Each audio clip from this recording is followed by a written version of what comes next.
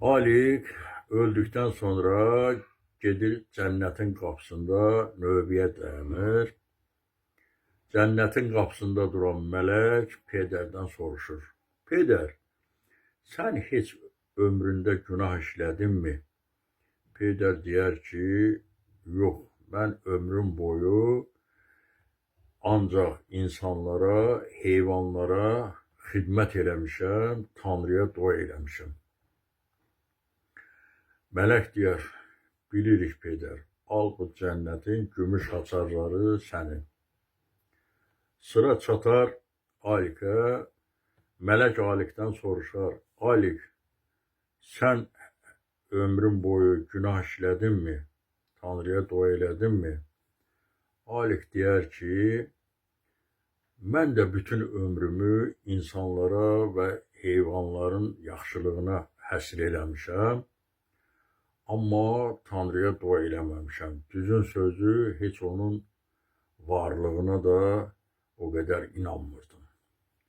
Amma mənim bir nöqsanım, günahım var idi ki, həmişə avtobusu sürətlə sürərdim.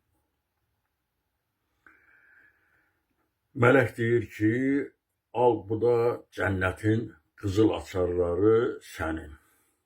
Bunu görən Peder dözə bilməz, etiraz eləyər. Deyər, bu necə olur? Mən bütün ömrümü Tanrıya dua etməklə keçirmişəm. Mənə cənnətin gümüş açarlarını verirsiniz. Bu ömrü boyu Tanrıya dua eləməyib, günah sahibidir. Ona cənnətin qızıl açarlarını verirsiniz.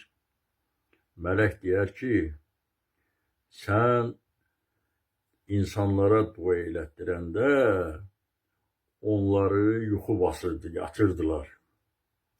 Amma bu avtobus süründə bütün insanlar hamısı əlin Allahın dərgahına qaldırıb Allaha dua edirdilər.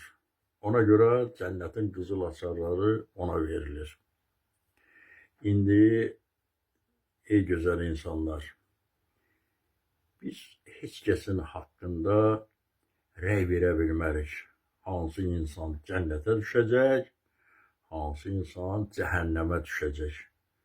Ola bilsin, bizim gözümüzdə olmayan insan ömrü boyu elə bir yaxşılıq edib ki, o Allah tərəfindən yüksək qiymətləndirilir. Ən gözəlini Allah bilər. Kim cənnətə, kim cəhənnəmə qismət olacaq. Allah özü bizi cənnət əhlindən eləsin. Diqqətinizə görə çox sağ olun.